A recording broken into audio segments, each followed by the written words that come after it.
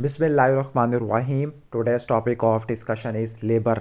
तो लेबर और abnormal labour, इसके पास्ट यू क्यू स्टार्ट करते हैं। तो लेबर एक वो प्रोसेस है जिसके अंदर रेगुलर पेनफुल कॉन्ट्रैक्शंस होती है जो कि सर्विस की इफेसमेंट और डायलेटेशन कराती है, फीटस की एक्सपल्शन कराती है और एक्सपल्शन ऑफ प्लेसेंटा करा देती होती है। ओके, ऑनसेट ऑफ लेबर इसको कैसे डिफाइन करते हैं? रेगुलर पेनफुल यूट्राइन कॉन्ट्रैक्शन जो कि प्रोग्रेसिव सर्विकल चेंज करवा देती है, इसको बोलती है ऑनसेट ऑफ लेबर। अब वो कौन सी सर्विकल चेंज होती है? Number 1 effacement, number 2 dilatation of cervix होता है। पहले आपको सुपरफिशियल ओवरव्यू दे दूँ, फिर आपको बताऊंगा कि आपने सवालों को कैसे अप्रोच करना होता है लेबर के अंदर। ओके, अब जो लेबर होता है ना, लेबर की 3 स्टेजेस होती है, स्टेज 1, स्टेज 2, स्टेज 3। स्टेज 1 होता है ऑनसेट ऑफ लेबर से लेकर फुल डायलेटेशन और सर्विस तक 10 सेंटीमीटर का होता है। इसको अपनी दो फेज में डिवाइड करना होता है, लेटेंट फेज और एक्टिव फेज। जो लेटेंट फेज होता है ऑनसेट ऑफ लेबर कॉन्ट्रैक्शन से लेकर 3 to 4 सेंटीमीटर डायलेटेशन तक होता है। और इसी के अंदर लेटेंट फेज के अंदर क्या होती है? सर्विकल इफेसमेंट होती है। सर्विकल इफेसमेंट वो प्रोसेस होता है जिसमें सर्विस शॉर्ट हो जाता है और लोअर यूट्राइन सेगमेंट के अंदर इनकॉर्पोरेट हो जाता है। 3 से लेकर 8 घंटों का होता है, लेकिन ये मल्टी पैरस में शॉर्टर भी हो सकता है। एक्टिव फेज ये वो टाइम है जो कि लेटेंट फेज से लेकर जब लेटेंट फेज खत्म हो जाता है और फुल डायलेटेशन ऑफ सर्विस उस तक होता है। इसमें जो सर्विस की डायलेटेशन होती है हर 1 घंटे में 1 सेंटीमीटर होती है और ये 2 से लेकर 6 घंटे लेता है। इसके बाद स्टेज 2 है। स्टेज 2 में फुल डायलेटेशन ऑफ सर्विस से लेकर डिलीवरी ऑफ फीटस होता है। इसमें आपको 2 घंटे लगते हैं प्राइमी में और 1 घंटा लगता है मल्टी ग्रेविटा के अंदर। अब इसको दो फेज में डिवाइड करते हैं स्टेज 2 को, पैसिव फेज और एक्टिव फेज। जो पैसिव फेस होता है इसमें जो फीटल हेड होता है हाई इन पेल्विस होता है and there is no any maternal urge to push, यानी कोई मैटरनल पावर नहीं होती। और एक्टिव फेस के अंदर क्या होता है? जो फीटल हेड होता है लॉ इन द पेल्विस होता है, that means fetal head engage हो चुका होता है और इसमें जो मैटरनल अर्ज होती है टू पुश। स्टेज 3 के अंदर डिलीवरी ऑफ फीटस से लेकर डिलीवरी ऑफ प्लेसेंटा तक होता है। अगर एक्टिव मैनेजमेंट करिए तो 30 मिनट्स का, और अगर फिजियोलॉजिकल मैनेजमेंट कर ले तो वो 60 मिनट्स का होता है। अब एक्टिव क्या होती है, फिजियोलॉजिकल क्या होती है, वो आगे मैं एक्सप्लेन कर दूंगा। ओके, प्रोलॉन्ग लेबर कब डिफाइन करते हैं? प्राइमी में 12 घंटे और मल्टी ग्रेविटा में 8 घंटे होता है। और प्रेसिपिटस लेबर कब डिफाइन करते हैं? जब 3 घंटों में फीटस की एक्सपल्शन आपको देखने को मिले। ओके, ऑलमोस्ट ये हो जाएगा। इसके बाद ओके, उम्मीद है कि आपको अच्छे से समझ आ गया होगा। अब लेबर के क्वेश्चन के अंदर मुझे आपको एक क्वेश्चन करके दिखाना पड़ेगा कि किस तरीके से आपने क्वेश्चन को अपने अचीव करना है। ठीक है, फीमेल पेशेंट ग्रेविटा 3 पैरा 2। अब ग्रेविटा क्या होता है? Gravida is the number of the time female has conceive, तो उसको ग्रेविटा कहते हैं। पैरिटी क्या होती है? Number of past pregnancies that has gone beyond the period of viability. Okay, तो जो ग्रेविटा होता है, ग्रेविटा जब इसने स्टैंडर्ड में मेंशन कर दिया है तो उसका मतलब वो प्रेग्नेंट है। ठीक है, पैरिटी डॉट डैट मीन्स के इसकी जो पुरानी प्रेगनेंसी थी वाइबिलिटी को क्रॉस कर चुकी है। वाइबिलिटी क्या होती है? 24 वीक्स होती है। 39 वीक्स पे आई है, डैट मीन्स टर्म प्रेगनेंसी होती है। टर्म प्रेगनेंसी 37 से लेकर 41 वीक्स प्लस 6 डेज की होती है। लेबर पेन्स के साथ आई है। लेबर पेन्स क्या होते हैं? Regular painful rhythmic uterine contraction जो कि फेसमेंट और डायलेटेशन और सर्विस कराते हैं। एग्जामिनेशन में पता लगा वाइटल स्टेबल है। सिम्फिजियो फंडल हाइट 37 सेंटीमीटर है। अगर मैं इस एज की कैलकुलेट करता हूँ, 39 वीक पे आई है, तो सिम्फिजियो फंडल हाइट होती है 37 से लेकर 41, तो ये बिल्कुल ठीक ठाक होती है। कैसे पता लगाया? कि जो सिम्फिजियो फंडल हाइट होती है ना, गेस्टेशनल एज के बराबर हो जाती है after the 20 weeks. Single longitudinal क्या होता है? लाई होता है। लाई क्या होता है? Relationship between the long axis of fetus and the long axis of uterus है। इसके बाद किफैलिक फीटस है। किफैलिक क्या है? इसकी प्रेजेंटेशन होती है। प्रेजेंटेशन क्या है? The part of the fetus which overlie the pelvic inlet, तो इसको बोलते हैं प्रेजेंटेशन कहते हैं। लाइकर एडिक्वेट है। लाइकर एडिक्वेट का मतलब है नो पॉलीहाइड्रोमनियास, नो ओलिगोहाइड्रोमनियास। अब इनकी क्या डेफिनेशन होती है? ओलिगोहाइड्रोमनियास में क्या होता है? एमनियोटिक फ्लूइड इंडेक्स 5 सेंटीमीटर से कम का होता है। पॉलीहाइड्रोमनियास में 25 से ज़्यादा का होता है। ओलिगोहाइड्रोमनियास में 200 से कम होता है फ्लूइड, जबकि पॉलीहाइड्रोमनियास में 1500 से ज़्यादा का होता है। ओलिगोहाइड्रोमनियास में मीन वर्टिकल पूल 2 सेंटीमीटर से कम का होता है। पॉलीहाइड्रोमनियास में 8 सेंटीमीटर से ज़्यादा का होता है। ओलिगोहाइड्रोमनियास 5th परसेंटाइल से कम का होता है। पॉलीहाइड्रोमनियास 95 परसेंटाइल से ज़्यादा का होता है। ओके, मैं तो कहीं और चला जाऊँगा, इससे पहले कहीं और चला जाऊँ, मैं लेबर वाले टॉपिक पर आता हूँ। फीटर हार्ट रेट को देखो। ओके, नॉर्मल है। नॉर्मल कितना होता है? 110 से लेकर 160 का होता है। पाल्पेबल कॉन्ट्रैक्शन है 25 से लेकर 30 सेकंड की। ड्यूरेशन तो ठीक ठाक है, लेकिन जो फ्रीक्वेंसी थोड़ी सी कम है। ओके, नॉर्मल यूट्राइन कॉन्ट्रैक्शन 4 से लेकर 5 होती है पर 10 मिनट, लेकिन इसकी थोड़ी सी कम है। Okay, that means dysfunctional uterine activity हुई हुई है। ओके, ठीक हो गया, यूट्राइन कॉन्ट्रैक्शन सही नहीं है। इसके बाद आगे देखो, ऑन पर वजाइनल एग्जामिनेशन जो ओस है 4 सेंटीमीटर है। 4 सेंटीमीटर का मतलब है वो फर्स्ट स्टेज के अंदर है, लेकिन फुल डायलेटेशन नहीं हुई। 3 to 4 सेंटीमीटर है, डैट मीन्स लेटेंट फेज हो चुका है, लेकिन एक्टिव फेज के अंदर भी है। सर्विस सॉफ्ट है। वर्टेक्स -2 स्टेशन पे है। -2 का मतलब है 2 centimetre above the ischial spine है और मेम्ब्रेन अभी इंटैक्ट है, that means there is no spontaneous rupture of membrane है। क्लियर? अब पूछा कि इन्होंने what is the stage of the labour, तो स्टेज ऑफ लेबर कौन सी है? First stage of the labour के अंदर है। Okay, first stage of labour में। अब फर्स्ट स्टेज ऑफ लेबर के भी एक्टिव फेज के अंदर है। अब इसकी मैनेजमेंट क्या होती है? क्लियर? تو جو فرسٹ اسٹیج آف لیبر ہے نا، اس کی دو طرح کی مینجمنٹ ہوتی ہے، پیسو ہوتی ہے اور ایکٹیو ہوتی ہے. اس میں جو لکھی ہوئی ہے پیسو مینجمنٹ ہوتی ہے. اب جو پیسو اور ایکٹیو ان دونوں کو کیسے ڈفرینشیٹ کرنا ہوتا ہے. ایکٹیو کب لیبل کرو گے؟ جب پروگرس ہوتی ہے. اگر آپ کو 2 گھنٹے میں 1 سینٹی میٹر سے کم کی پروگرس ہو تو آپ نے اس کو میں ایکٹیو مینجمنٹ کرنی ہے، ادروائز آپ نے پیسو مینجمنٹ کرنی ہے. اب دونوں میں کیا فرق ہوتا ہے؟ دونوں میں رٹا مار لینا 1 to 1 مڈ وائفری سپورٹ ہوتی ہے. دونوں کے اندر آپ نے ویجینل ایگزامینیشن کرنی ہے، لیکن پیسو مینجمنٹ کے اندر 4 گھنٹوں کی بات کرنی ہوتی ہے اور ایکٹیو مینجمنٹ کے اندر آپ نے 2 گھنٹوں کی بات کرنی ہوتی ہے. اس کے بعد دوسرا رٹا مار لینا، پیسو مینجمنٹ کے اندر ARM artificial rupture of membrane اور آکسیٹوسن نہیں ہوتا. ایکٹیو مینجمنٹ کے اندر ARM اور ہوتا ہے اور آکسیٹوسن آ جاتا ہے. تو management of first stage of labour میں کیا ہوگا؟ 1 to 1 mid وائفری care, emotional support ہے. اوکے، اس کے علاوہ ویجینل ایگزامینیشن ہر 4 گھنٹے کے بعد کرنا ہوتا ہے. پین کو آپ نے ریلیو کرنا ہوتا ہے. کلیئر. پروگرس آف لیبر کو آپ نے دیکھنا ہے پارٹوگرام سے. ہائیڈریشن اسٹیٹس کو مینٹین کرنا ہوتا ہے تاکہ کیٹوسس کو پریونٹ کیا جا سکے. پارٹوگرام آپ نے کرنا ہوتا ہے. فیٹل ویلبینگ دیکھنی ہے. فیٹل ویلبینگ کیسے دیکھو گے؟ پینارڈ اسٹیتھوسکوپ سے دیکھو گے یا CTG کرا لو گے یا فیٹل اسکال بلڈ سیمپلنگ کرا لو گے. امید ہے کہ آپ کو پہلا کوشچن اچھے سے سمجھ آ گیا ہوگا. دوسرا کوشچن پڑھ کے سنا دیتا ہوں. Okay, 22 year old woman admitted in labour ward at 39 ویکس ہے. آپ نے مجھے کمنٹ سیکشن میں بتانا ہے کہ یہ طریقہ کار صحیح ہے کہ میں بہت زیادہ ڈیٹیل سے ایکسپلین کر رہا ہوں. ویسے آج میرے پاس ٹائم تھا تو میں کر سکتا ہوں. اچھا، 39 میں کیا ہے؟ ٹرم پریگنینسی ہے، سیکنڈ پریگنینسی میں آئی ہے. اوکے، اور ریگولر پین فل یوٹرائن کانٹریکشن لیبر پین کی ڈیفینیشن ہے. سروکس 4 سینٹی میٹر ڈائلیٹڈ ہے. دیٹ مینس کیا ہوا؟ لیٹنٹ فیز ختم ہو چکا ہے، active phase of first stage of labour چالو ہے. میمبرینس انٹیکٹ ہے. Okay, mid wives fatal heart rate کو آسکلٹیٹ کر رہی ہے. ریپیٹڈ ویجینل ایگزامینیشن 4 گھنٹوں کے بعد پتہ لگا کہ جو سروکس کی ڈائلیٹیشن ہے وہ 5 سینٹی میٹر ہے. اوکے، سروکس کی ڈائلیٹیشن کیا ہے؟ 5 سینٹی میٹر ہے. دیٹ مینس لیبر صحیح سے پروگرس نہیں کیا. جب لیبر صحیح سے پروگرس نہیں کیا یعنی کیا ہوا ہے؟ ایکٹیو فیز میں کیا آ چکا ہے؟ آپ کا پور پروگرس آ چکا ہوتا ہے. اور جو پور progress in first stage of labour ہوتا ہے، پاور پیسنجر یا پیسج میں مسئلہ ہو سکتا ہوتا ہے. دیکھو، سروکس کی ڈائلیٹیشن 5 سینٹی میٹر ہے. واٹس ابھی بھی -3 اسٹیشن پہ ہے. سوال کیا پوچھا ہوا ہے؟ What will be your next step to accelerate the labour. Okay, تو کیسے ایکسلریٹ کرے گی لیبر کو؟ اوکے، تو پور progress in first stage of labour ہے تو آپ نے کیا کرنی ہوتی ہے؟ مینٹل ری ہائیڈریشن کرنی ہے. کیسے کرو گے؟ ود IV فلوئڈ سے. نمبر 2، ویجینل ایگزامینیشن ہر 2 گھنٹے کے بعد کرنا ہوتا ہے. ARM دینا ہوتا ہے اور آپ نے آکسیٹوسن دینا ہوتا ہے، سیم جو آپ نے ایکٹیو مینجمنٹ کے اندر پڑھا تھا. ٹھیک ہو گیا. اس کے بعد ہے کہ steps in case of normal CTG ہے. اوکے، اگر کسی کے بلکہ یہاں پر پڑھ لیتے ہیں. ویجینل ایگزامینیشن ہر 2 گھنٹے کے بعد کر رہے ہو. سیم سرویکل ڈائلیٹیشن ہے، یوٹرائن کانٹریکشن بھی کم ہوئی ہوئی ہے. اوکے، تو اس کیس میں آپ نے کیا کرنا ہوتا ہے؟ آپ نے ARM کرنا ہوتا ہے. لیکن 2 گھنٹوں آپ نے لیبر کو آگمنٹ کیا لیکن سرویکل ڈائلیٹیشن 6 سینٹی میٹر ہے. اوکے، تھک میکونیم آنا شروع ہو گیا. تھک میکونیم کا مطلب ہے فیٹل ویلبینگ افیکٹڈ ہے. اوکے، مولڈنگ بھی آپ کو دیکھنے کو ملتی ہے. مولڈنگ کا کیا مطلب ہوتا ہے؟ سیفلو پیلوک ڈسپرپورشن انڈیکیٹ کر رہا ہوتا ہے. اوکے، مولڈنگ کیا انڈیکیٹ کرتا ہے؟ سیفلو پیلوک ڈسپرپورشن کو. اوکے، تو یہ چیز آپ کو دیکھنے کو مل رہی ہے. اور اینٹیرا فونٹنالی بلجنگ ہے. CTG میں لیٹ ڈیسیلریشن ہے. ونس اگین یہ بھی فیٹل ڈسٹریس کو انڈیکیٹ کر رہی ہے.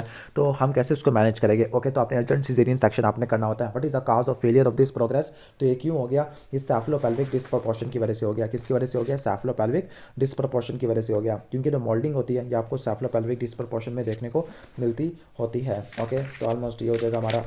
اس کے بعد نیکسٹ ہم آگے چلتے ہیں. اوکے، اوکے، ٹھیک ہو گیا. اس کے بعد نیکسٹ آگے چلتے ہیں. یہاں پہ اس نے ہیڈنگ دی ہوئی ہے کہ لائک میکینزم آف لیبر. تو لیبر کا کیا میکینزم ہوتا ہے؟ لیبر کے میکینزم کے اندر آپ نے رٹا مارنا ہے کہ آپ کو ED فائر ہے. ED فائر، E سے انگیجمنٹ ہے، D سے ڈیسنٹ ہوتا ہے، F سے فلیکشن ہے، I سے انٹرنل روٹیشن ہے، E سے ایکسٹینشن ہے، R سے ریسٹیٹیوشن ہے اور دوبارہ E سے کیا ہو جائے گا؟ ایکسٹرنل روٹیشن آپ کو دیکھنے کو ملے گی. تو یہ لیبر کے کیا ہوتے ہیں؟ آپ کو میکینزم آپ کو دیکھنے کو ملتے ہوتے ہیں. کلیئر؟ آلموسٹ یہ ہو جائے گا ہمارا. اس کے بعد ہم نیکسٹ آگے چلتے ہوتے ہیں. اوکے، اس کے بعد ہے کہ پرائمری گریویٹا ہے جس نے بیبی کو ڈیلیور کیا. پلیسنٹا کو ویٹ کرے ہو کہ پلیسنٹا ڈیلیور ہو جائے. دیٹ مینس اس کی 3rd اسٹیج آئے. اب 3rd اسٹیج کے اندر کیا ہوتا ہے؟ Science of پلیسنٹل separation. تو جو سائنس ہوتی ہے پلیسنٹا کی سیپریشن کے، نمبر 1 لینتھننگ آف امبلائکل کارڈ ہوتی ہے. نمبر 2 پلیسنٹا کے بیڈ سے اسمال گش آف بلڈ نکلے گا. نمبر 3 جو فنڈس ہوتا ہے وہ رائز کرنا شروع کر دیتا ہوتا ہے ٹو دا امبلائکس. نمبر 4 یوٹرائن کانٹریکشن ہوتی ہے. فرم گلوبولر فیل آپ کو دیکھنے کو ملتی ہے. تو کیا کیا سائنس آف پلیسنٹل سیپریشن ہے؟ لینتھننگ of امبلائکل card, small گش of blood from the پلیسنٹل blood ہے. Okay, rising of the یوٹرائن funds to ابو دا امبلائکس. جو فنڈس ہوتا ہے ہارڈ اور گلوبولر ہو جاتا ہے. اس کے بعد active management of 3rd stage of labour ہوتی ہے. جو ایکٹیو مینجمنٹ ہوتی ہے نا، اوکے، جو اس میں آپ نے رٹا مارنا ہے نا، اس میں جو ٹوٹل ڈیوریشن ہوتا ہے وہ 30 منٹس کا ہوتا ہے. اگر اس سے زیادہ ہو جائے تب آپ نے پرولونگ لیبل کرنا ہوتا ہے. جو ایکٹیو مینجمنٹ ہوتی ہے یہ 60 منٹس آف فیزیولوجیکل مینجمنٹ کی بات کرتے ہوتے ہیں. کلیئر؟ صحیح ہو گیا. یا بلڈ لاس اگر 500 ml سے زیادہ کا ہے تو اس کیس میں کریں گے. اور جب بلڈ لاس اگر 500 ml سے زیادہ ہو تب اس کو کیا لیبل کرتے ہیں؟ یا آپ نے مجھے کمنٹ سیکشن میں آپ نے آنسر دے دینا ہے کہ اگر آفٹر ڈیلیوری بلڈ اگر 500 سے زیادہ کا ہو جائے تو اس کو کیا بولتے ہوتے ہیں. نیکسٹ ہم آگے چلتے ہیں. چلو میں یہ بتا دیتا ہوں. اگر 500 ویجینل ڈیلیوری کے اندر ہے یا 1000 سیزیرین سیکشن کے اندر ہے یا 1500 सिजेरियन हिस्टेरेक्टमी के अंदर है तो उसको PPH लेबल करते हैं, प्राइमरी या सेकेंडरी हो सकता है। क्लियर। तो इन शॉर्ट कि जो active management of third stage of labour होती है इसमें आपने कैसे मैनेज करना होता है, इसमें आपने इंट्रामस्कुलर इंजेक्शन देना होता है 10 unit, okay, 10 international unit oxytocin का, ओके, गिवन जब एंटीरियर शोल्डर डिलीवर हो चुका है या after the delivery of baby. Number 2 early clamping of cord करनी है, early clamping and cutting of umbilical cord है। नंबर 3 कंट्रोल्ड कॉर्ड ट्रैक्शन होती है। तो इस क्वेश्चन के अंदर हमने थर्ड स्टेज ऑफ लेबर को अच्छे से डिस्कस कर लिया, जिसमें साइंस ऑफ सेपरेशन थे, lengthening of umbilical cord, small gush of blood from the placental blood, okay, uterine fundus का राइज हो जाना और फंडस का हार्ड ग्लोबुलर होना। फिर एक्टिव मैनेजमेंट पड़ी कब करते हैं, जब 60 मिनट्स ऑफ फिजियोलॉजिकल मैनेजमेंट हो जाए या ब्लड लॉस क्या हो 500 से ज़्यादा आपको देखने को मिले।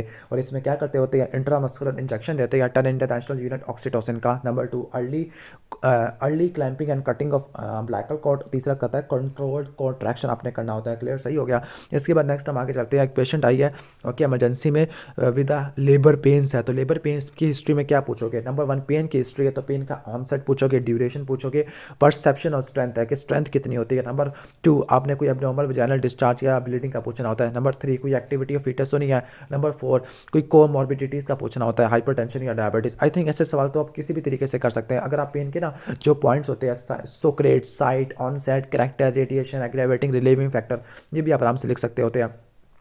ओके, क्वेश्चन नंबर 5 के अंदर प्राइमरी ग्रेविटा जिसको लेबर पेन्स है 4 घंटों से, टर्म प्रेगनेंसी है, ओके, ठीक हो गया, टर्म प्रेगनेंसी है, ओके। और प्राइमरी ग्रेविटा में 12 घंटों का अपने रट्टा मारना होता है, ठीक है।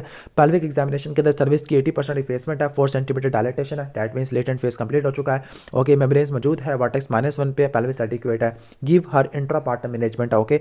इंट्रापार्टम मैनेजमेंट सबसे पहले क्या होता है, इंट्रापार्टम मैनेजमेंट के अंदर जो कहानी स्टार्ट होती है हिस्ट्री से और एग्जामिनेशन के साथ है। पहले होता है हिस्ट्री, फिर आपका क्लिनिकल एग्जामिनेशन आता है, फिर जनरल मैनेजमेंट और फिर स्पेसिफिक आ जाती होती है। जनरल में शेविंग है, IV फ्लूइड्स दिया, ब्लडर की केयर की, प्रोफाइलैक्टिक एंटीबायोटिक किया और लेबर की प्रोग्रेस के लिए पार्टोग्राम आपने फिल करना होता है। क्लियर। फिर स्पेसिफिक मैनेजमेंट है। फर्स्ट स्टेज ऑफ लेबर को ऑलरेडी हम एक्सप्लेन कर चुके हैं, सेम एज क्वेश्चन जो आपके ऑलरेडी एक्सप्लेन कर चुका हूं, जिसमें क्या था 1-to-1 मिडवाइफरी केयर था, इमोशनल सपोर्ट आपने प्रोवाइड करनी थी, IV हाइड्रेशन करनी थी, ठीक हो गया, ऑलमोस्ट ये हो जाएगा। इसके बाद सेकंड स्टेज के अंदर क्या होता है, सेकंड स्टेज के अंदर सबसे पहले आपने क्या करना होता है, विजाइनल एग्जामिनेशन करना होता है, ये कंफर्म करने के लिए कि फुली डायलेटेड सर्विक्स है या नहीं, ओके, ठीक हो गया, क्योंकि 10 सेंटीमीटर का फुल डायलेटेड सर्विस होता है। नंबर 2 आपने एडवाइस रियश्योरेंस आपने प्रोवाइड करनी है। नंबर 3 आपने माँ को कहना है कि एक्सपल्सिव एफर्ट प्रोड्यूस करो, कैसे प्रोड्यूस करेगी, वाल्सल्वा मैन्यूवर से, ठीक हो गया। तो अपने maternal urge to push, okay, ये आपने करवाना होता है वाल्सल्वा मैन्यूवर से। नंबर 3 आपने इफेक्टिव पोजीशन मेंटेन करनी है, जो इफेक्टिव पोजीशन होती है लेफ्ट लैटरल पोजीशन होती है। इसके बाद एपिजियोटमी है, जो एपिजियोटमी होता है वो मीडियो लैटरल ट्रैक्शन में करोगे, किस केस में, अगर इंस्ट्रूमेंटल डिलीवरी है या फीटल कॉम्प्रोमाइज है, इस केस में आप एपिजियोटमी करते होते हैं। इसके बाद पेरिनियल सपोर्ट और monitor maternal and fetal wellbeing है, तो आप हर एक जगह पे ऐड कर लोगे। इसके बाद थर्ड स्टेज ऑफ लेबर होता है। थर्ड स्टेज ऑफ लेबर में 2 तरह की मैनेजमेंट होती है, एक्सपेक्टेंट होता है और दूसरा आपका होता है एक्सपेक्टेंट को फिजियोलॉजिकल भी बोलते हैं, दूसरा एक्टिव मैनेजमेंट आती होती है, ओके। जो फिजियोलॉजिकल मैनेजमेंट होती है इसमें ऑक्सीटोसिन नहीं देते होते, cord is allowed to stop pulsating before it is clamp and the cut, okay. Clamp और कट करने से पहले इसकी पल्सेशन को रोकने दोगे और जो प्लेसेंटा होता है वो मैटरनल एफर्ट से ही बाहर निकल जाता होता है, क्लियर। लेकिन इसमें PPH होने के चांसेस ज़्यादा होते हैं। अगर आपने PPH को कम करना है 15% से लेकर 5% तक कम कर देना होता है, तो इस केस में आपने एक्टिव मैनेजमेंट करनी है। सेम आपको ऑलरेडी एक्सप्लेन कर चुका हूँ, 10 इंटरनेशनल यूनिट का ऑक्सीटोसिन देते होते हैं। इसके अलावा आपने कंट्रोल्ड कोड ट्रैक्शन करनी होती है, early clamping of the cord आ जाती होती है, क्लियर। इसके बाद नेक्स्ट आ जाते हैं जो क्वेश्चन हो चुके हैं हम उनको छोड़ देते हैं। क्वेश्चन नंबर 7 के अंदर देख लो, क्वेश्चन नंबर 7 के अंदर 39 वीक्स है, रेगुलर पेनफुल यूट्राइन कॉन्ट्रैक्शन है, blood stain vaginal blood stain discharge भी है, ओके। ब्लड स्टेन डिस्चार्ज है, विजाइनल एग्जामिनेशन के अंदर partially fair cervix 3 centimetre dilated का है और फीटल हार्ट रेट भी नॉर्मल है। तो डायग्नोसिस क्या होता है, फर्स्ट स्टेज ऑफ लेबर है, okay, first stage of labour आ गई है, ओके, सही हो गया। और 4 घंटे है, रेगुलर पेनफुल यूट्राइन कॉन्ट्रैक्शन है, और यानी जो लेटेंट फेज होता है ना आपको पता है 3 से लेकर 8 घंटे का होता है। बाकी मैनेजमेंट तो ऑलमोस्ट हो जाएगा, ये भी सारा हो जाएगा। बेनिफिट्स ऑफ एक्टिव मैनेजमेंट क्या होती है, पोस्टमार्टम के जो हेमरेज होता है 15 से लेकर 5% तक चला जाता होता है। इसके बाद एक फीमेल आई है जो कि लेबर पेन के साथ आई होती है। How will you do to confirm the labour, तो सबसे पहले क्या करोगे, वजाइनल एग्जामिनेशन कर लोगे, पर वजाइनल एग्जामिनेशन सर इसकी डायलिटेशन और फेसमेंट वगैरह देख लोगे, ओके। नंबर 2 रेगुलर, ये क्या है, अच्छा, regular and increasing frequency, okay. जो लेबर पेन्स की ना फ्रीक्वेंसी एंड ड्यूरेशन पड़ना शुरू हो जाता होता है, ओके। लोअर एब्डोमन या बैक का पेन आपको देखने को मिलता होता है, पता नहीं सफ़ा तो चेंज नहीं हो गया, نہیں بلکہ وہی ہے, ٹھیک ہے. اوکے, یعنی لیبر کو کیسے کنفرم کرو گے؟ لیبر میں نا کیا ہوتا ہے, لاس آف شو آپ کو دیکھنے کو ملتا ہے, میمبرین ریپچر ہو جاتی ہے. نمبر 3 ایبڈومینل پین آپ کو دیکھنے کو ملتا ہوتا ہے. اوکے, اب یہاں پہ نا ٹائم ڈیوریشن تھوڑا سا غلط لکھا ہوا ہے, جو پرائمری میں 12 گھنٹے اور ملٹی میں آپ کا 8 گھنٹے ہوتے ہیں, صحیح کر لینا. اس کے بعد what are the indications for continuous electronic fatal monitoring, جو EFM ہوتی ہے کنٹینیوس الیکٹرانک فیٹل مانیٹرنگ, اس کی کیا انڈیکیشن ہوتی ہے؟ نمبر 1 میکونیم اسٹیننگ آف ایمنیوٹک فلوئڈ ہے. Okay, میکونیم staining of ایمنیوٹک fluid us case میں آپ نے کرنا ہوتا ہے. Number 2 abnormal fatal heart rate. Okay, abnormal fatal heart rate یہ آپ نے لیبل کرنا ہوتا ہے. اوکے, کیسے پتہ لگے گا؟ انٹرمیٹنٹ آسکلٹیشن سے. آسکلٹیشن پینارڈ اسٹیتھوسکوپ سے کرتے ہیں. نمبر 3 میٹرنل پیریکسی ہے 38 سے زیادہ کا یا 37.5 ہے 2 اوکیین کے اندر. نمبر 4 فریش ویجینل بلیڈنگ ہے. نمبر 4 آکسیٹوسن دیا. نمبر 5 میٹرنل ریکویسٹ ہے. اس کیس میں آپ نے دیکھنا ہوتا ہے. کلیئر, صحیح ہو گیا. تو کیا کیا ہے اس کے دوبارہ پڑھ لیتے ہیں. میکونیم اسٹیننگ ہے. Number 2 abnormal fatal heart rate ہے, ماں کو بخار ہے, فریش ویجینل بلیڈنگ یا آکسیٹوسن استعمال کیا ہے. اس کے بعد CTG ہے. CTG میں 4 پیرامیٹرز ہوتے ہیں, base line rate, base line variability, acceleration, deceleration.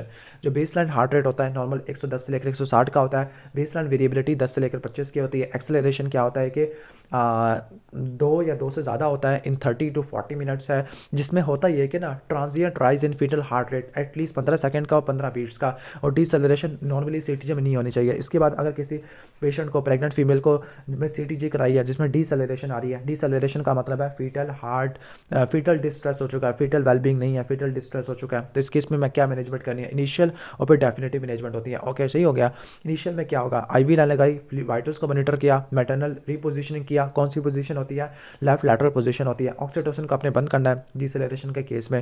Okay, correction of ایپیڈیورل associated ہائپوٹینشن ہے, ایپیڈیورل انالجیزیا دیا اور پروفیلیکٹک اینٹی بایوٹک دیا. تو ڈیفینیٹیو مینجمنٹ ہوتی ہے. اگر ویجینل ایگزامینیشن جس میں سرویکل ڈائلیٹیشن ہو رہی ہے تو آپ نے ویجینل ڈلیوری کرنی ہے یوزنگ فورسیپس اور ونٹوز ڈلیوری, کیونکہ ان کے لیے آپ کو فلی ڈائلیٹڈ سروس چاہیے. لیکن اگر ویجینل ایگزامینیشن کیا سروس فلی ڈائلیٹڈ نہیں ہے تو آپ نے کیا کرنا ہے؟ ایمرجنسی سیزیرین سیکشن کرنا ہوتا ہے. ٹھیک ہو گیا. اوکے, ون ادروائز آپ نے فورسیپس یا ونٹوز ڈلیوری کر دینی ہے. اس کے بعد methods of fatal assessment in the labour. Okay, ایک تو simple assessment of fatal well being ہے, وہ میرے خیال سے سیکنڈ یا تھرڈ چیپٹر ہے, جس میں آپ پینارڈ اسٹیتھوسکوپ, CTG, bio physical profile, Doppler ultra sound سے کرتے ہوتے ہیں. لیکن یہ لیبر کے ٹائم پہ ہے.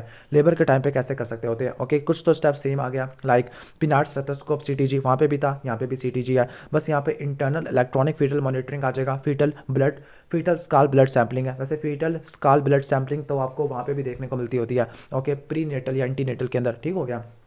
اوکے, تو کیسے اسسمنٹ کرنی ہے لیبر کے time per? Inspection of ایمنیوٹک fluid ہے. یاد کرنا ہے کہ اگر میکونیم اسٹیننگ آتے تو آپ نے اس کیس میں کیا کرنا تھا؟ الیکٹرانک فیٹل مانیٹرنگ کرنی تھی. دوسرا فیٹل ہارٹ ریٹ ایبنارمل آتا ہے تو اس کیس میں بھی کرتے تھے. کیسے پتہ لگے گا؟ CTG سے پتہ لگے گا.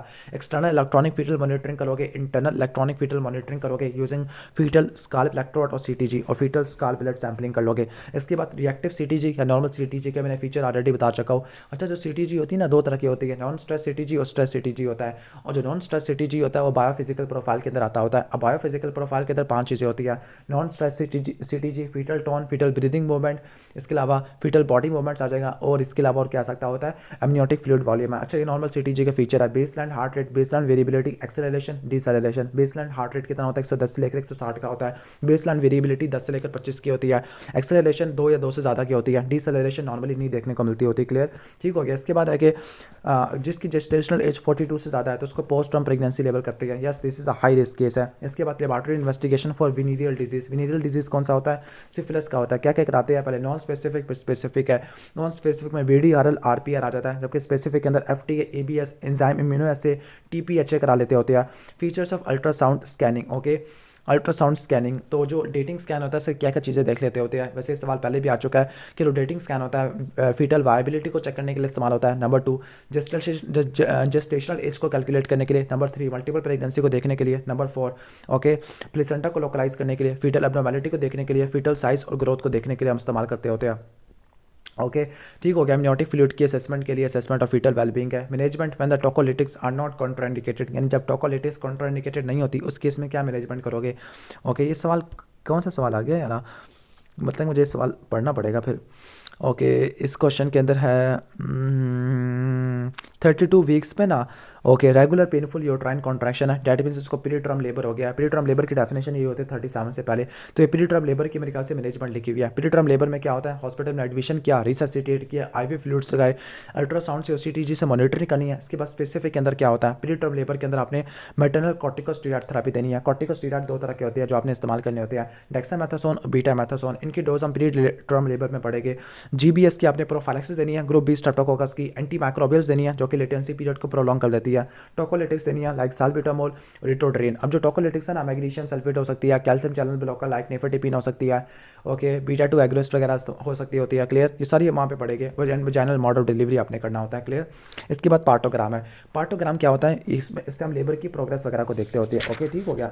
Graphical record of progress of the labour is called partogram होता है, ओके, ठीक हो गया। पार्टोग्राम पे हम क्या क्या दे सकते हैं, frequency and the strength of contraction दे सकते हैं, फीटल हेड है उसका डिसेंट कितना हो रहा है, और जो amount and the colour of amniotic fluid staining है, लाइकर की कितनी स्टेनिंग हो रही है, एंड मॉनिटरिंग ऑफ मेंटेनल वाइटल्स होते हैं, ओके। अब पार्टोग्राफ के क्या क्या कंपोनेंट्स होते हैं, नंबर 1 पेशेंट की आइडेंटिफिकेशन है, नाम शाम उसका क्या है। नंबर 2, ओके, आपने वैसे आप इसको ऐसे भी रट्टा मार सकते हो पीटीएम से, ओके, ठीक हो गया। पीटीएम से क्या होता है, पी से प्रोग्रेशन ऑफ लेबर है, टी से टाइमिंग है, एम से मेडिकेशन एंड एम से मेडिकेशन है। इसके अलावा फीटल और मैटरनल वेलबींग आ जाएगा, फीटल और मैटरनल वेलबींग है। सबसे पहला पेशेंट की आइडेंटिफिकेशन है। नंबर 2 टाइम होता है। टाइम को it is recorded at an interval of 1 hour, okay, 1 hour के इंटरवल से आपने उसको रिकॉर्ड करना होता है, ठीक हो गया।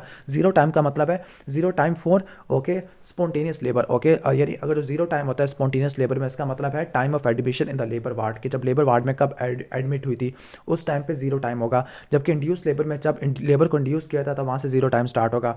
इसके बाद है फीटल वेलबींग। फीटल वेलबींग को देखने के लिए आपने क्या करना होता है, फीटल हार्ट रेट कराना होता है। अब जो फीटल हार्ट रेट होता है ना, उसको आप 30 मिनट्स के इंटरवल से आप देखते होते हैं, क्लियर, सही हो गया। ओके, टाइम इंटरवल रट्टा मारना, टाइम था 1 आवर के इंटरवल से, फीटल हार्ट रेट 30 मिनट्स के इंटरवल पे होता है, ओके। और इसके अलावा फीटल वेलबींग के अंदर दूसरा हम चीज़ देखते हैं, मेम्ब्रेन्स की स्टेट को या कलर ऑफ लाइकर को देखते हैं। आई का मतलब इंटैक्ट मेम्ब्रेन, सी का मतलब क्लियर लाइकर, एम का मतलब है मिकोनियम स्टेन लाइकर है। इसके बाद प्रोग्रेशन ऑफ लेबर है। लेबर की प्रोग्रेशन में सर्विकल डायलेटेशन, फीटल की डिसेंट और यूट्राइन कॉन्ट्रैक्शन, इसको देखते होते हैं। मेडिकेशन के अंदर ऑक्सीटोसिन आ जाता है, ड्रग्स या फ्लूइड आ जाता है। मैटरनल वेलबींग के अंदर चार चीज़ें देखते होते हैं, चारों आपके ऑलमोस्ट वाइटल होते हैं। Blood pressure, pulse, respiratory rate के बजाय यूरिन एनालिसिस आपने करना होता है, क्लियर। जो ब्लड प्रेशर होता है 2 घंटे के इंटरवल से होता है, पल्स रेट 30 मिनट्स के इंटरवल पे होता है, क्लियर, सही हो गया। तो जो टाइम था वो 1 घंटे के इंटरवल पे था, ओके, या सिंपल रट्टा मार सकते हो, ब्लड प्रेशर 2 घंटे के इंटरवल पे था। बी से ब्लड प्रेशर, बी से यानी बी दूसरे नंबर पे आ रहा है ना, तो 2 घंटे पे इंटरवल पे लेते हैं। पल्स क्या होती है, 30 मिनट्स के इंटरवल पे आप लेते होते हैं, क्लियर, सही हो गया। इसके अलावा जो आपका टाइम होता है वो 1 आवर के इंटरवल पे होता है, और जो आपका फीटल हार्ट रेट है वो 30 मिनट्स के इंटरवल पे होता है। फिलिंग ऑफ पार्टोग्राम कब फिल करते होते हैं, active phase of first stage of labour के अंदर करते होते हैं, यह बहुत इंपॉर्टेंट पॉइंट था, क्लियर, सही हो गया। इसके बाद हम नेक्स्ट आगे चलते होते हैं, सिग्निफिकेंस ऑफ पार्टोग्राम होता है। पार्टोग्राम विजुअल असेसमेंट होती है प्रोग्रेस ऑफ लेबर की। Number 2 charting of important events in labour. Number 3 maternal और फीटल कंडीशन को चार्ट करना होता है। इसके बाद जो स्लो प्रोग्रेस ऑफ लेबर को रिकॉग्नाइज करना ताकि आप टाइमली इंटरवेंशन कर सके, ठीक हो गया।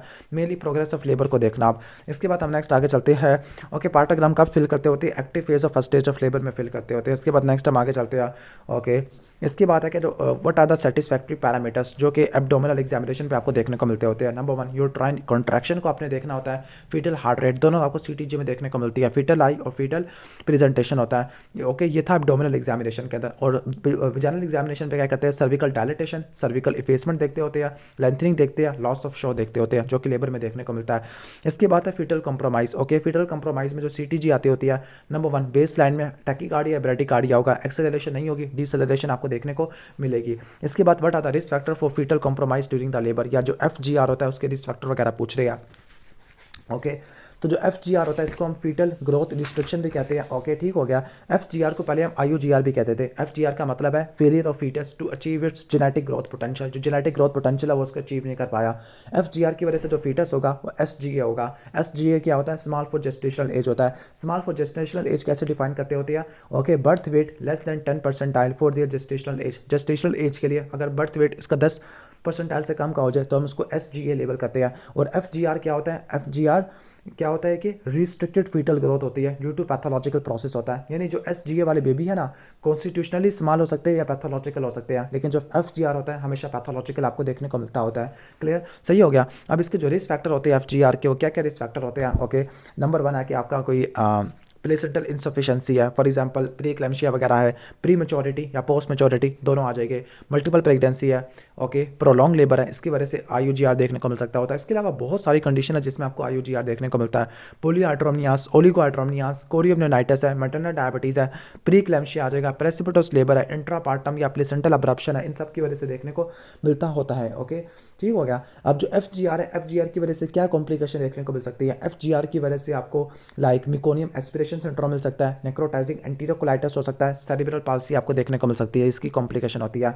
ओके, और जो उसकी काजेस होती है ना, काजेस लाइक काजेस में ना बल्कि आप इसकी जो FGR होता है उसको आप दो में डिवाइड करते हैं, सिमेट्रिकल और एसिमेट्रिकल होता है। जो सिमेट्रिकल का मतलब है जो पूरी बॉडी ऑफ फीटस की वो प्रोपोर्शनली क्या है, छोटी है, जबकि एसिमेट्रिकल का मतलब है कि जो हेड सर्कमफ्रेंस है वो एब्डोमिनल सर्कमफ्रेंस से ज़्यादा बड़ा है। ठीक हो गया, ओके, ठीक हो गया। अगर पूरी बॉडी छोटी है सिमेट्रिकल, अगर हेड सर्कमफ्रेंस बड़ा है एब्डोमिनल सर्कमफ्रेंस से तो वो एसिमेट्रिकल क्या होता है, FGR होता है। क्लियर, ऑलमोस्ट ये हो जाएगा आपका। ओके, तो सिमेट्रिकल FGR होता है ये क्रोमोसोमल एब्नॉर्मैलिटीज़ की वजह से या कॉन्जेनिटल इन्फेक्शन की वजह से देखने को मिलता होता है, जबकि जो एसिमेट्रिकल होता है ये यूट्रो प्लेसेंटल इंसफिशिएंसी की वजह से देखने को मिलता होता है। क्लियर, ठीक हो गया। और जो इसकी बेस्ट मॉनिटरिंग होती है वो बायोमीट्री से करते होते हैं। बायोमीट्री के अंदर बाईपेराइटल डायमीटर देखते हैं, हेड सर्कमफ्रेंस देखते हैं, एब्डोमिनल सर्कमफ्रेंस देखते हैं और फीमर लेंथ वगैरह देखते होते हैं। अब इसकी मैनेजमेंट के अंदर आ जाते हैं। मैनेजमेंट के अंदर क्या होता है, अगर मैटरनल डिहाइड्रेशन है, ओकेटोसिस है, तो आपने इसको IV फ्लूइड से ठीक करना होता है। अगर मैटरनल हाइपोटेंशन एपिड्यूरल की वजह से है तो आपने एपिड्यूरल को बंद कर देना होता है, IV फ्लूइड बोलस देना है। अगर यूट्राइन हाइपर स्टिमुलेशन है फ्रॉम एक्सेस ऑक्सीटोसिन, अगर ज़्यादा ऑक्सीटोसिन दिया हुआ था, यूट्राइन हाइपर स्टिमुलेशन है तो आपने ऑक्सीटोसिन को रोक देना है और टोकोलिटिक ड्रग इस्तेमाल करनी होती है। इसके अलावा लेफ्ट लैटरल पोजीशन में लेटा देना ताकि इंफीरियर वेना कैवा की कंप्रेशन ना हो। इसके अलावा फीटल वेलबिंग देख लोगे, कैसे देखोगे, CTG से, और क्या करा लोगे आप, अल्ट्रासाउंड करा लोगे, डोपलर अल्ट्रासाउंड अम्बिलिकल आर्टरी का करा लोगे। अगर इसमें एब्सेंट फ्लो है या रिवर्स एंड डायस्टोलिक फ्लो है तो उसका मतलब है FGR डेवलप हो चुका है। ओके, ठीक हो गया। और इसकी जो प्रोफिलैक्सिस करते होते हैं लो डोज एस्प्रिन से करते होते हैं। आई थिंक मैंने सारे पॉइंट डिस्कस कर दिए IUGR की, FGR के। इसके बाद पेन रिलीफ इन लेबर है। ओके, लेबर में आपने पेन को रिलीव करना है तो नॉन फार्माकोलॉजिकल, नॉन फार्माकोलॉजिकल में 1-to-1 मिडवाइफरी केयर है। नंबर 2 रिलैक्सेशन और ब्रीदिंग एक्सरसाइज है। Number 3 okay, transcutaneous electric nerve stimulation जिसको टेंस कहते होती है। इसके अलावा हिप्नोसिस, एक्यूपंक्चर या होम्योपैथी से हो सकता होता है। फार्माकोलॉजिकल में ओपियाइड्स आ जाते हैं लाइक पैथिडीन, डायमॉर्फिन है। इसके अलावा एनाल्जेसिया आ जाएगा, इनहेलेशनल, एपिड्यूरल और स्पाइनल एनाल्जेसिया आ जाएगा। तो नॉन फार्माकोलॉजिकल, फार्माकोलॉजिकल और एनाल्जेसिया में इनहेलेशनल, स्पाइनल और एपिड्यूरल आ जाएगा। इसके बाद साइट ऑफ एपिड्यूरल एनेस्थीसिया होता है। वैसे जो एपिड्यूरल एनेस्थीसिया होता है किसी भी जगह पे दे सकते होते हैं, लेकिन यहाँ पे लिखा है कि L2 या L3, L4 या L4 L5, ओके, यानी 4 का बस चल रहा है वहाँ पे लगा दो। Okay, what are the indication of epidural analgesia? तो एपिड्यूरल एनाल्जेसिया की क्या इंडिकेशन आपको देखने को मिलती होती है? Okay, like prolong labour, okay, labour prolong हो चुका है या ऑक्सीटोसिन से आपने ऑगमेंट किया है। ओके, सही हो गया, सही है। इसके बाद मैटरनल हाइपरटेंसिव डिसऑर्डर है। ओके, इसका मिमोनिक है PSM, P से प्रोलॉन्ग लेबर या ऑक्सीटोसिन से आपने क्या किया, या फिर आप इसको MOPS से भी रट्टा मार सकते होते हैं। क्लियर, लेकिन वो थोड़ा अजीबोगरीब हो जाता होता है, या फिर जो आपकी मर्ज़ी है। ओके, मैं आपको मोटा मोटा बता देता हूँ। अगर मल्टीपल प्रेगनेंसी है या हाइपरटेंशन डिसऑर्डर है या फिर प्रोलॉन्ग लेबर है या फिर high risk of operative intervention है, इस केस में आपने एपिड्यूरल एनाल्जेसिया आपने देना होता है। कॉन्ट्राइंडिकेशन क्या होती है इसका? मिमोनिक या चिल्स, C से कोआगुलेशन डिजीज, H से हाइपोवोलीमिया, I से इन्फेक्शन लाइक लोकल और सिस्टमिक सेप्सिस आ जाएगा, और I से insufficient number of trained staff आ जाएगा। जबकि इंडिकेशन में क्या था, अगर लेबर प्रोलॉन्ग हो चुका है, मल्टीपल प्रेगनेंसी है या हाइपरटेंसिव डिसऑर्डर लाइक प्रीक्लैम्शिया में करते होते हैं एपिड्यूरल एनाल्जेसिया, इस केस में करते हैं। What are the complication of epidural analgesia? तो अगर आपने गलती से ड्यूरा को पंक्चर कर दिया तो CSF का लीकेज होगा, स्पाइनल हेडेक देखने को मिलेगा, स्पाइनल हीमाटोमा हो सकता है, spinal headache, spinal haematoma, blood dysfunction हो सकता है, हाइपरटेंशन हो सकता है, ओके, रिस्पिरेटरी डिप्रेशन हो सकता है और इनफेक्टिव एनाल्जेसिया हो सकता है। क्लियर, ऑलमोस्ट ये हो जाएगा। अब एपिड्यूरल एनाल्जेसिया, इसके क्या एडवांटेजेस और डिसएडवांटेजेस होते हैं? अभी वो कहता है कि हेडेक नहीं होगा, लेकिन हेडेक उसी सूरत में होगा अगर वो ड्यूरो को पंक्चर करेगी। मेनिंजाइटिस भी नहीं होता, और ये प्रोलॉन्ग लेबर में या मैटरनल हाइपरटेंसिव डिसऑर्डर में या मल्टीपल प्रेगनेंसी में यूजफुल होता है। ओके, सही हो गया। ओके, PSM से रट्टा मार लो, पता नहीं मैं कैसे मिमोनिक बता रहा हूँ मैं। और डिसएडवांटेजेस में है कि इसकी कॉन्ट्राइंडिकेशन आ गई है लाइक कोआगुलेशन डिजीज के अंदर, हाइपोवोलीमिया में, इनसफिशिएंट स्टाफ में या लोकल या सिस्टमिक सेप्सिस में नहीं करते।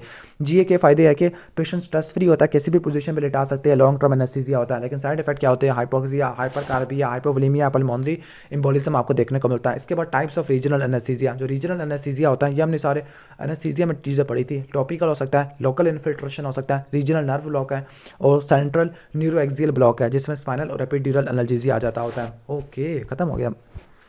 ओके, एमसीक्यूज़ पॉइंट डिस्कस करने हैं, चलो कर लेते हैं MCQs point discuss. I think ये चैप्टर हो जाएगा, उम्मीद है कि आपको मज़ा आया होगा चैप्टर पढ़ते हुए। Okay, primary gravida 37 week of gestation के ऊपर है, पेन रिलीफ के बारे में पूछना चाह रही है। तो क्या which of the following would not be recommended to her due to her fetal side effect, तो क्या नहीं दोगे।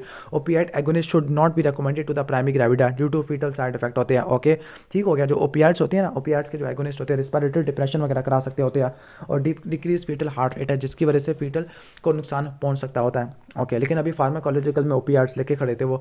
ओके, अच्छा, लेकिन उसकी वजह से रिस्पिरेटरी डिप्रेशन वगैरह ये सब चीज़ें आपको देखने को मिल सकती हैं। ओके, दैट इज़ वाई आपने उसको प्रेफर नहीं किया। सही है, मान लेते हैं, आगे चलते होते हैं। ओके, अच्छा, ओपियाइड्स के साइड इफेक्ट में अगर बताऊँ, नोजिया, वॉमिटिंग होती है मोस्ट कॉमन, कॉन्स्टिपेशन होती है। ओके, इन्फेंट में क्या करा सकता है, रिस्पिरेटरी डिप्रेशन करा सकता होता है। क्लियर। जो आपकी नॉन फार्माकोलॉजिकल थे, रिलैक्सेशन और ब्रीदिंग एक्सरसाइज थी। रिलैक्सेशन वार्म वाटर में करना है ड्यूरिंग द फर्स्ट स्टेज है और ट्रांसक्यूटेनिक इलेक्ट्रिक नर्व स्टिमुलेशन करनी है। ओपियाइड्स एनाल्जेसिया मोस्ट कॉमन होते हैं। ओके, ये अपने उस फीमेल में इस्तेमाल करनी है not having epidural analgesia, IV route से देते होते हैं as patient control analgesia. Side effect में नोजिया, वॉमिटिंग होगा मोस्ट कॉमन, कॉन्स्टिपेशन आपको देखने को मिल सकती है, डायरिया कभी भी नहीं बोलना, और रिस्पिरेटरी डिप्रेशन हो जाएगी।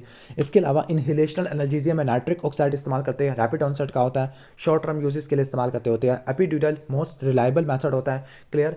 और ये सी सेक्शन के रेट को नहीं बढ़ाता बल्कि सेकंड स्टेज ऑफ लेबर को प्रोलॉन्ग कर देता होता है और ये इंस्ट्रूमेंटल डिलीवरी के चांसेस को भी बढ़ा देता होता है। इंडिकेशन क्या थी, प्रोलॉन्ग लेबर थी, maternal hypertensive disorder, multiple pregnancy थी या high risk of operative intervention था। कॉन्ट्राइंडिकेशन के अंदर coagulopathy, hypovolemia, insufficient number of staff, local या सिस्टमिक सेप्सिस था और कॉम्प्लिकेशन के अंदर स्पाइनल हेडेक था जिसमें जो नीडल थी ना वो गलती से सबरेक्नाइड स्पेस में चली जाती थी। और स्पाइनल हेडेक को ठीक करने के लिए क्या करते हैं, एपिड्यूरल ब्लड पैच देते हैं। इसके अलावा ब्लेडर डिस्फंक्शन हो सकता है, हाइपोटेंशन हो सकता है, स्पाइनल हाइपोटेंशन आपको देखने को मिल सकता होता है। क्लियर, सही हो गया। ऑलमोस्ट मैंने सारे पॉइंट डिस्कस करा दिया है एनेस्थीसिया के अंदर पेन मैनेजमेंट के।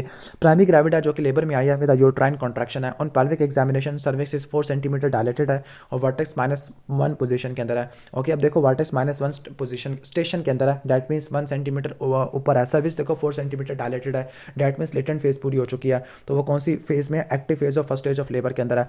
G2P1 ग्रेविडा 2 पैरा 0 है, एक्टिव फेज ऑफ लेबर के अंदर आई है। Okay, she is concerned about well being during the uterine contraction होती है। ओके, तो कैसे आप रीअश्योर करोगे इसको, by checking the fetal heart rate at the regular interval होता है। फीटल हार्ट रेट को कैसे चेक करते होते हैं, ओके, फीटल हार्ट रेट को पिनाट स्टेथोस्कोप से या सीटीजी से देख सकते होते हैं। इसके बाद signs of placental separation at the third stage of labour. Okay, तो क्या होगा, ओके, यहाँ पर अल्फा ऑप्शन है शॉर्टनिंग, शॉर्टनिंग नहीं होती, लेंथनिंग होती है। नंबर 2 है descent of uterine fundus. Okay, descent नहीं होता है, असेंड होता है। ओके, शो ऑफ ब्लड ये पॉजिटिव होता है। सस्टेन प्रोलॉन्ग यूट्राइन कॉन्ट्रैक्शन ये पॉइंट नहीं होता और sudden drop in blood pressure ये भी आपको देखने को नहीं मिलता होता है। क्लियर, तो ये आपको ऑलरेडी मैंने पॉइंट्स बता दिए। लेंथनिंग ऑफ अम्बिलिकल कॉर्ड होता है, स्मॉल गश ऑफ ब्लड होता है, ओके, जो कि प्लेसेंटा के बेड से निकलता है। Rising of uterine fundus to above the umbilicus uterus hard और ग्लोबुलर हो जाता है। Intra uterine pressure during a forceful uterine contraction कितना तक बढ़ सकता है, 70 to 80 मिलीमीटर मरकरी तक जा सकता होता है। फैक्चुअल क्वेश्चन है। 20 year old primary gravida, okay, जो कि 8 बजे एडमिट हुई थी at the 39 week of gestation. Okay, यानी ये टर्म प्रेगनेंसी है। सर्विस 3 सेंटीमीटर डायलेटेड है, 0.5 सेंटीमीटर लॉन्ग है, फीटल हार्ट रेट नॉर्मल है। क्लियर, और जब इसको 11 बजे एग्जामिन किया गया तो जो सर्विक्स था 6 सेंटीमीटर डायलेटेड है, फुली फेस्ड है, क्लियर लिक्विड है, मॉडरेट रेगुलर कॉन्ट्रैक्शन है और फीटल हार्ट रेट क्या है, नॉर्मल रेंज के अंदर है। अब आप देखो कि उसका ना 3 घंटों के अंदर क्या हुई है। ओके, जो कहने का मतलब है जो डायलेटेशन थी ना वो 3 सेंटीमीटर से 6 सेंटीमीटर का तक हो गया। ठीक हो गया, यानी हर 1 घंटे के अंदर क्या हो रही है, 1 सेंटीमीटर की डायलेटेशन बढ़ रही होती है। डैट मीन्स नॉर्मल है। नॉर्मल का मतलब होता है कि आपने कोई इंटरवेंशन की ज़रूरत नहीं होती। ओके, इसके सवाल कितने हैं, बस इतने से लेबर से बस इतना ही आना है। ओके, इसके बाद हम चलते हैं क्वेश्चन नंबर 7 पर चलते हैं। क्वेश्चन नंबर 7 है 27 year old, okay, gravida 3 para 2 है, एक्टिव लेबर में आई है at the 38 week of gestation और ओके, टर्म प्रेगनेंसी है। Intrapartum fetal assessment in her case should be done by. तो जो इंट्रापार्टम असेसमेंट होती है वो कैसे आप करोगे? ओके, तो इंट्रापार्टम असेसमेंट के बहुत सारे मेथड्स हम ऑलरेडी वैसे पढ़ चुके थे, लेकिन इस केस में क्या करेंगे? Okay, external electronic fetal monitoring with CTG है। ओके, हाई रिस्क फीमेल में आपने हाई रिस्क या लो रिस्क यानी किसी भी रिस्क वाली फीमेल में आपने क्या करना होता है? इलेक्ट्रॉनिक फीटल मॉनिटरिंग आपने करनी होती है। ओके, ठीक हो गया। इसके बाद नेक्स्ट आगे चलते होते हैं, क्वेश्चन नंबर 8 के अंदर चलते होते हैं। ओके, इन किस कंडीशन के अंदर क्या होता है? एपिड्यूरल एनाल्जेसिया सेफ नहीं होता। तो एपिड्यूरल एनाल्जेसिया को मैं ऑलरेडी एक्सप्लेन कर चुका हूँ कि ये लोकल या सिस्टमिक इन्फेक्शन के अंदर नहीं होता। सही, क्या कॉन्ट्राइंडिकेशन थी? Coagulation disorder, hypovolaemia, insufficient number of staff है, लोकल या सिस्टमिक सेप्सिस आ जाएगा। क्वेश्चन नंबर 9 के अंदर है एपिड्यूरल एनाल्जेसिया की एब्सोल्यूट कॉन्ट्राइंडिकेशन क्या, ऑलरेडी एक्सप्लेन कर चुका हूँ। हाफ लाइफ ऑफ सिंटोसिनोन, तो सिंटोसिनोन की जो हाफ लाइफ ऑफ 3 मिनट्स होती है। ओके, मान लेते हैं। Okay, benefits of fetal head bone riding. Okay, benefits of fetal head bone, okay, जो बोन्स होती है ना ओवर राइड कर जाती होती है, this is called okay moulding, moulding बोलते होती है उसको। और ये सैफ्लोपेल्विक डिस्प्रपोर्शन के अंदर आपको देखने को मिलती होती है। ओके, सैफ्लोपेल्विक डिस्प्रपोर्शन के अंदर चलो मान लेते होते हैं। इसके बाद नेक्स्ट हम आगे चलते होते हैं। ओके, अच्छा, सैफ्लोपेल्विक डिस्प्रोपोर्शन की क्या मैनेजमेंट होते हैं? इसमें आपने ऑक्सीटोसिन आपने इस्तेमाल करना होता है प्राइमरी पैरास के अंदर, और मल्टी पैरास में आपने इस्तेमाल नहीं करना होता है। इसके बाद नेक्स्ट चलते हैं प्रेफर्ड एनाल्जेसिया इन लेबर। तो आपका एपिड्यूरल एनाल्जेसिया होता है if more than 2/5 head is palpable abdominally. तो हेड इसका मतलब इंगेज नहीं हुआ होता। ओके, इंगेजमेंट कब कहते होते हैं? लेस देन 1/5 क्या होता है? पाल्पेबल होता है। क्लियर, लेस देन 1/5 क्या होना चाहिए?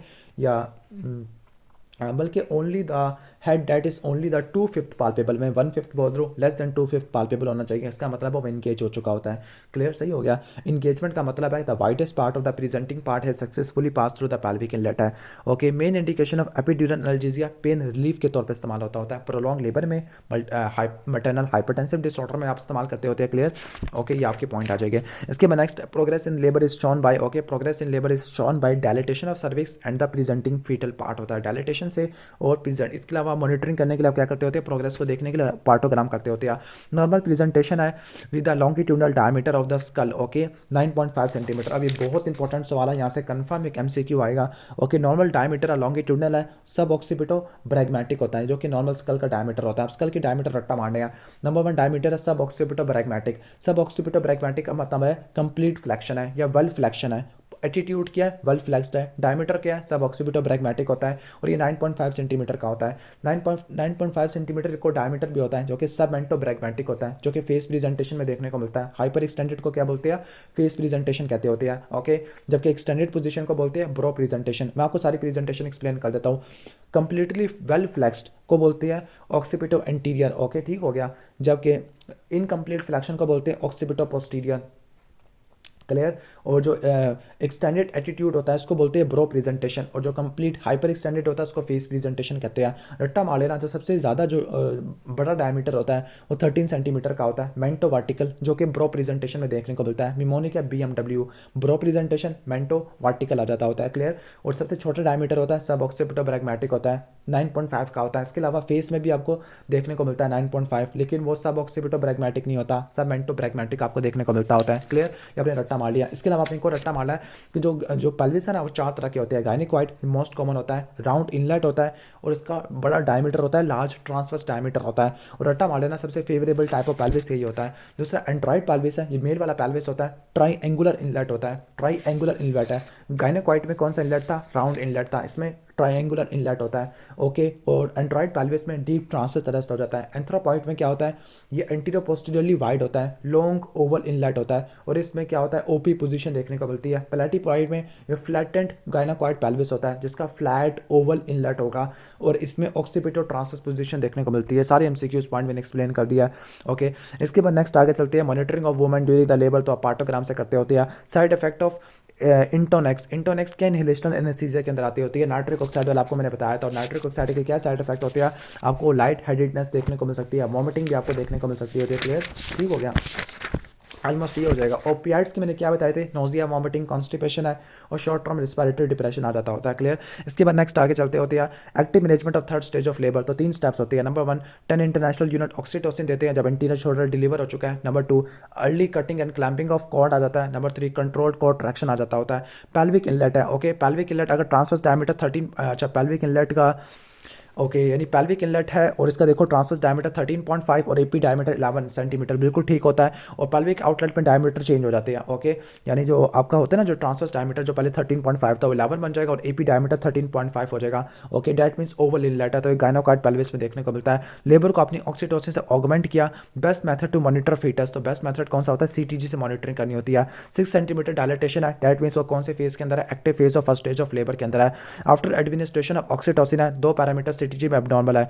ओके, अगर 2 पैरामीटर एबनॉर्मल है तो वो पैथोलॉजिकल सीटीजी होता है, एक होता है तो वो सस्पिशियस होती है। सारे पैरामीटर्स नॉर्मल है तो वो नॉर्मल सीटीजी होती है। सब ड्यूरल स्पेस को आपने गलती से आपने पंक्चर कर दिया, सब ड्यूरल नहीं, सब रेक्नाइड स्पेस को पंक्चर कर दिया या गलती से ड्यूरो को पंक्चर कर दिया, तो उसकी वजह से आपको स्पाइनल हेडेक आपको देखने को मिलेगा। लेबर में क्या होता है, रेगुलर पेनफुल यूट्राइन कॉन्ट्रैक्शन होता है जो कि सर्विस की डायलेटेशन और इफेसमेंट करा देती है।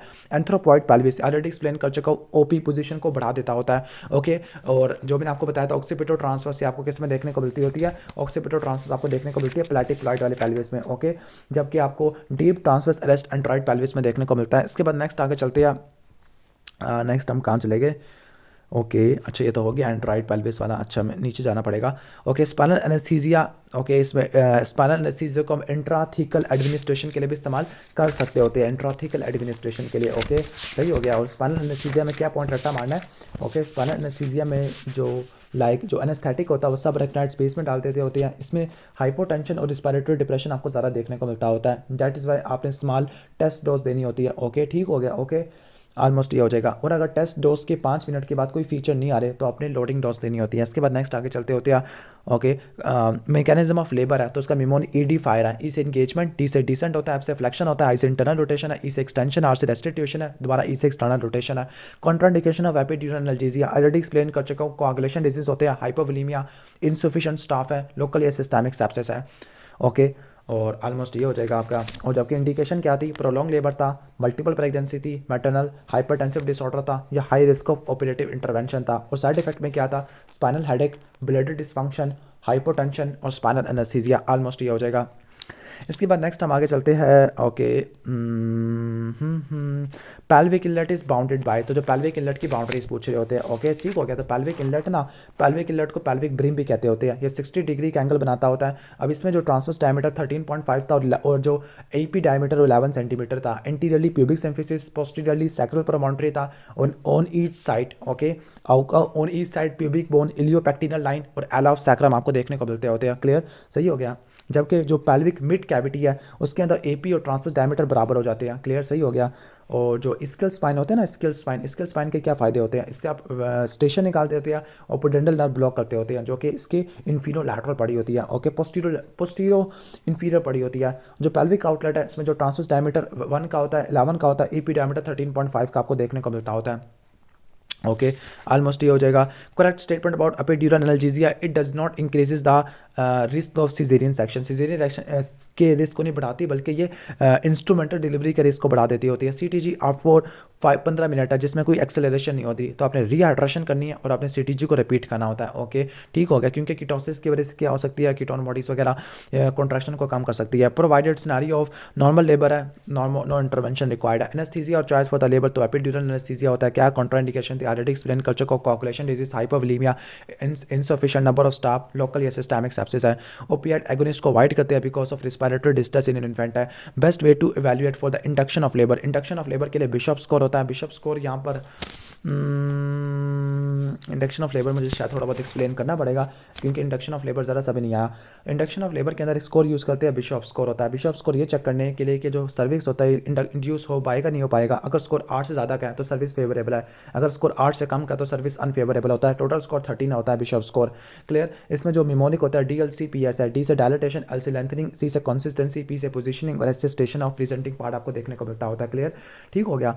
तो ये स्कोर चेक करते होते हैं। और जो मेथड्स ऑफ इंडक्शन होता है, कैसे इंडक्शन करते होते हैं लेबर को, नंबर 1 आपने क्या करना है, ARM करना होता है, आर्टिफिशियल रप्चर ऑफ मेम्ब्रेन है। इसके अलावा प्रोस्टाग्लैंडिन E2 आपने इस्तेमाल करनी होती है। ओके, ठीक हो गया। प्रोस्टाग्लैंडिन E2 आपने इस्तेमाल करना है, वेजाइनल फॉर्म में दे सकते हैं। ऑक्सीटोसिन के इन्फ्यूजन आप देते होते हैं, ऑक्सीटोसिन देते होते हैं। क्लियर, मेम्ब्रेन की स्वीपिंग करते होते हैं। क्लियर, ऑलमोस्ट ये हो जाएगा। और इसकी कॉम्प्लिकेशन क्या होती है, ज़्यादा पेन होता है, ज़्यादा एपिड्यूरल एनाल्जेसिया इस्तेमाल करना होता है, सी सेक्शन हो सकता है अगर फेल इंडक्शन है, कोर्ड प्रोलैप्स हो सकता है अगर आपने आर्टिफिशियल रप्चर ऑफ मेम्ब्रेन कर लिया है बिफोर फीटल हेड इंगेजमेंट है, यूट्राइन रप्चर हो सकता है अगर सी सेक्शन की हिस्ट्री है, और यूट्राइन हाइपर स्टिमुलेशन हो सकता है ऑक्सीटोसिन की वजह से, जिसमें यूट्राइन कॉन्ट्रैक्शन 5 से ज़्यादा देखने को मिलती है, फीटल ब्रैडिकार्डिया हो जाएगा, उसको ठीक करने के लिए टोकोलिटिक्स देते हैं।